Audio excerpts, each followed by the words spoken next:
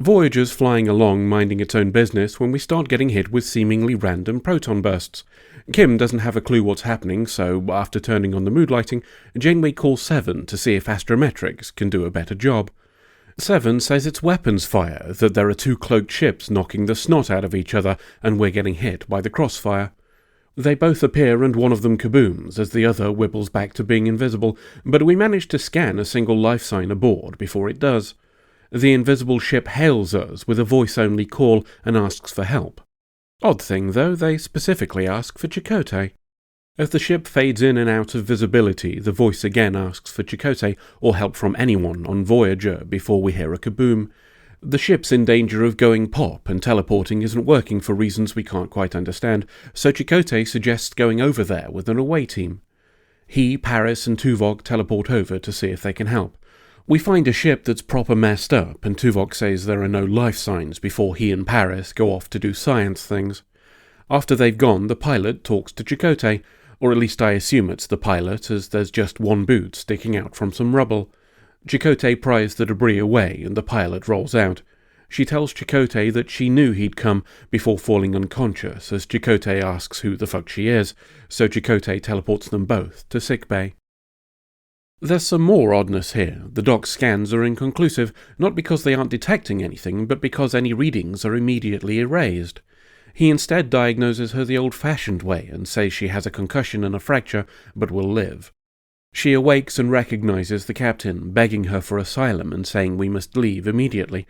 Looks like she'll be around for a while, so it's time to drag out the Wheel of Names. If you're new here, patrons get to suggest names for the wheel, and when we come across a new minor character, we'll sometimes spin it and see what to call them. Our guest's new name is...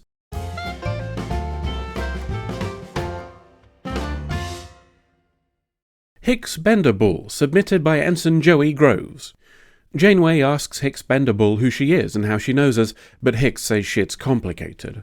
Janeway takes the hint and leaves Chakotay to find out while she goes off to do captain things. The doc similarly takes the hint, eventually, and we get down to figuring out what the fuck's going on. Hicks Benderbull says they've met before. Chakotay struggles to believe this, but Hicks explains that her people have some sort of science wibbly that means any people who aren't of her species are incapable of holding long-term memories of them. Presumably that's why the doc's medical tricorder couldn't retain any data about her, though it does beg the question of why the doc can, given that he's technology too, but maybe we'll answer that later. Anywho, Hicks Benderbull tells Chakotay that after a few hours, her people are forgotten by any who encounter them. This, she says, is why nobody can remember the few weeks she spent on Voyager about a month back, and that's why she came back, too, because while she was here, she says she fell in love with Chakotay. Time for a briefing.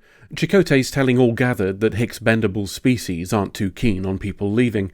In fact, Hicks herself was a sort of bounty hunter who tracked down people trying to leave, which she says is why she was originally on Voyager, as we were harbouring one such runaway. Of course, that story means either Hicks lied about her purpose, or Janeway willingly gave up someone fleeing persecution, but nobody seems to notice this, so let's ignore it for now. They're less willing to ignore her change of heart from bounty hunter to fugitive, and the story is met with skepticism. Paris says her ship is sufficiently impenetrable to scanners that she could have been tracking us for a while, learning enough to pull off an elaborate con about knowing us. But Janeway points out there's no obvious reason to do so, nothing to gain that would warrant the effort, and the fight with that other ship suggests there's something more than a simple con going on. Hicks also says that a virus she planted wiped all reference to her in Voyager's computers, which doesn't exactly help her credibility whether it's true or not, but there may be evidence of tampering if she's legit. Her ship may also have data of any previous encounter, so we're going to poke around her logs too. We've transferred the data from Hicks Benderbull's ship to Astrometrics. It seems to corroborate her story of being around for a couple of weeks, but offers no concrete proof of anything besides her flying next to us. Chakotay arrives to take her for a meal, with a line from Seven after they've gone implying that he might be interested in examining more than just her story. In the mess hall, she shows impressive knowledge of his culinary preferences. If she's a fraud, she's a good one. Chakotay asks about that runaway she said she was tracking before. Hicks is entirely upfront about the fact that she was trespassing on the ship, staying cloaked for a couple of days before triggering an alarm. She says Chakotay arrived and, after convincing her to avoid conflict, took her to Janeway, who was unimpressed at the idea of a stowaway, and ordered Chakotay and Tuvok to work with Hicks to catch them. While Hicks is telling the story, she's constantly trying to insert comments on her feelings and attraction to Chakotay until Chakotay shuts her down. He has no memory of any of it, and being treated with such expectations is understandably a bit fucking weird for him. Or maybe he's just remembering that previous romantic involvements for the crew have resulted in being framed for murder and an attempt at death by Schnoo. Hicks Bendable takes the rejection badly, which is odd for someone who must have experienced being forgotten many times in the course of her work. Chakotay apologizes for his bluntness, and as they stand at the window, Voyager comes under attack. The resulting shakes knock Hicks into Chakotay's arms before Janeway calls them both to the bridge. Looks like Hicks's own bounty hunters have arrived. Voyager's getting some blue pooped all over it from cloaked ships. They don't respond to calls and their guns are getting through our shields, though oddly all the consoles on the bridge remain unexploded. We can't leg it because propulsion got arsed up, but Hicks Bendable says she can make the cloaked ships visible if she's allowed to fiddle with our sensors. Janeway agrees and, after asking Chakotay for his opinion on whether she's legit, orders Tuvok to take out the weapons on the attackers. That's enough to convince them that they should rethink things, and they scarp her. Hicks Bendable is relieved, but warns us those bounty hunters won't give up. She also says she'd like to stay on Voyager, despite the knowledge that we're off to the Alpha Quadrant. As her face doesn't feature on the DVD cover of Season 5, I suspect this will not come to pass. Hicks tells us the sensor changes she made are only temporary, but they could be made permanent if she can fiddle with astrometrics, which definitely isn't dodgy at all. Janeway agrees to it, and Chakotay tags along to bypass the security features that were designed to prevent random aliens from accessing critical ship functions. Which presumably is why Hicks Bendable and Chakotay are in engineering, with Chakotay telling her they need to climb a ladder to Deck 10. You know, the deck they passed in the turbolift on the way to Deck 11. Hicks takes the opportunity to have a bit of an emotional wobble, saying she's worried these bounty hunters will never give up because she has very high security access for her society. Oh, and by the way, she and Chakotay totally banged before she left. Chakotay's having a little trouble sleeping and thinks Neelix's company will do the trick. Or maybe he just wants to talk and knows Neelix won't pass up the chance for gossip. They get down to the meat of it and discuss Hicks Bendable. Neelix seems to believe that her affection is real, saying he sees it in her behaviour, but Chakotay is struggling to swallow it all. He says any relationship doesn't feel like something he'd do, and deep down, there's something that's stopping him from trusting her. This feels like something he should have been honest about before giving her access to critical systems, but let's ignore that for now. Neelix suggests his misgivings may be about himself rather than her, and leaves him to broodily brood some brooding. Chakotay goes back to his quarters for a more private brood, only to be interrupted by Hicks Bendable. She's been thinking the whole thing over and says if Chakotay feels nothing, that it's better for her to leave and return home. That feels like some manipulative shit right there, but he seems to not see it and instead tells her to stay. She begins describing their last night together. They were drinking champagne after the capture and memory wipe of her fugitive, which feels like some real dodgy shit for Chakotay to be happy about, but let's see where this is going. Hicks tells him the celebration escalated somewhat and offers a demonstration. Whatever hesitation Chakotay had left decides to bugger off, and they get down to some heavy pon-farring. Dirty buggers. Chakotay and Tuvok are discussing what to do with Hicks Bendable if she's going to stay on Voyager. Tuvok makes not one but two jokes, and both at Neelix's expense, firmly cementing his position as best Vulcan in Starfleet, before agreeing she might be suitable for security duty. The larger concern, for Tuvok at least, is those bounty hunters may still be with us, and their guns were particularly poopy. Some sort of defence would seem to be in order, which is why Hicks is in astrometrics and working with us to make our shields more shieldy. She leaves to read some shite Kim gave her, but begins to feel uneasy while walking through the corridors, as though being watched. She arrives at Chakotay's quarters to find a broken vase and, believing it to be a warning, calls Chakotay. He finds her frantic, assuming that a bounty hunter got on board during the fight they had previously, and she's right, too, as a stranger appears out of nowhere. Ignoring her pleas, he poops some yellow at her and gives her a glowy outline. A warning from Chakotay stops the intruder, but it's too late. It's the same memory gubbins that Hicks used on her runaway, and she's going to forget everything that's happened. The doctor can't do anything to stop the effects, and her memories begin to fade. Hicks makes Chakotay promise to do the same for her as she did for him, to tell her about their past and try to rekindle what they had.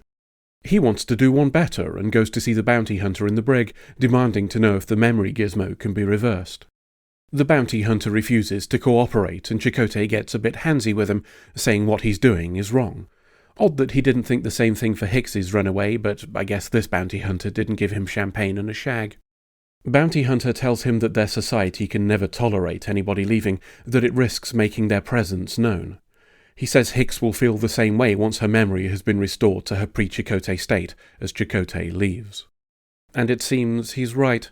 Chakotay visits Hicks to fulfill his promise and explain what had happened before, but the shoe's on the other foot now, and she remembers nothing. Worse, she refuses to stay and learn about him, as her loyalty to her people matters more than a man she doesn't know. If what Chakotay says is true, then she's already broken their laws once. Why stay and risk that again? Hicks leaves with Bounty Hunter, who says he's implanted another virus in our computers to wipe all memory of them again. Chakotay seems to be entirely fine with this egregious breach of security, but he's got other things on his mind, so we'll give him a pass. As the alien ship cloaks and flies away, Chakotay is in the mess hall. Refusing to allow his memory of her to be utterly destroyed, he's writing what he remembers down in a form the virus can't touch. Chakotay's struggling to understand why the third time didn't work for them, and he and Neelix discuss the effects of random chance on romance as we fly away. We don't often see Chakotay get a decent shake of the stick, so this one was a nice surprise. It's also a decent change of pace too, dealing almost entirely with interpersonal relationships. I take issue with some parts, mainly the contradiction of ethics. Hicks telling us that Janeway was fine with her brain-wiping a stowaway doesn't sit right with me, even before you consider that she then did the exact opposite and granted Hicks asylum. There are some technical questions too, like how they managed to teleport Hicks and Chakotay directly to the sickbay near the start of the episode, and how the doc was able to treat her at all when we established that tech doesn't retain directly gathered data about them. Hicks and Bounty Hunter teleporting away at the end could at least be explained by Hicks's information about them, but that doesn't work for the other examples. If I'm being picky, I could probably take a pop at the musical choices too. The frequent swelling violins were a bit excessive, giving it the feel of a made-for-TV movie called When Bastards Cheat or some such. But those are relatively minor gripes for an otherwise enjoyable episode. The central premise of romantic partners dealing with memory loss is an interesting one, and I appreciate that they allowed the characters to be a bit messy in how they deal with it. In a show that can often be guilty of telegraphing its intent, I confess I enjoyed not knowing whether Hicks Bendable was genuine for much of it. And, if nothing else, at least this one has a legitimate reason for Voyager slapping the big red reset button in the next story. End of episode.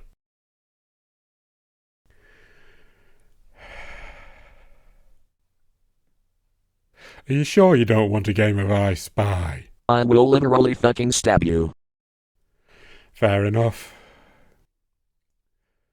Oh my god, I'm so bored. You're bored? How do you think the audience feels? Yeah, well that's not on me, is it? There's not a lot you can do in bloody Sparkle space.